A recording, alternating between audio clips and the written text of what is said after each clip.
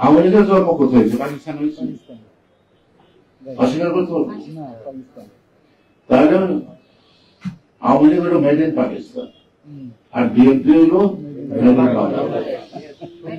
বিএনপির নামটাও কিন্তু বাংলাদেশ জাতীয়তাবাদী দল বাংলায়, আওয়ামী লীগ নামটাও কিন্তু বাংলায় না, উর্দু আর ইংরেজি মিলায়া, লীগ শব্দটা ইংরেজি শব্দ, আর আওয়ামী মানে জনতা, এটা হলো উর্দু শব্দ। সুতরাং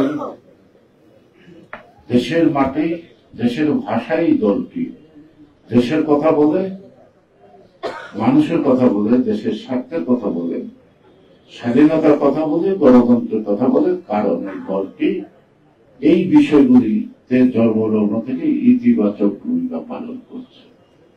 সেই কারণেই আজকে আরাফাত রহমান কোকুর এই জন্মদিনকে সুফল এবং সার্থক করতে হলে শহীদ রাষ্ট্রপতি দেখার স্বপ্নে বহুদলীয় গণতন্ত্রের বাংলাদেশ আমাদেরকে প্রতিষ্ঠিত করতে হবে। সাম্য, ন্যায় বিচার, সুশাসন, এটা এখন আমাদের দায়িত্ব। এখন আমরা যদি মনে করি যে হাসিনা এত কিছু বানাইছে, আমরা কিছু শুরু করে দিই, কোথায় গেল? এটা করেন না। আর হাসিনা তো এত অপকর্ম করা 16 বছর থাকছে।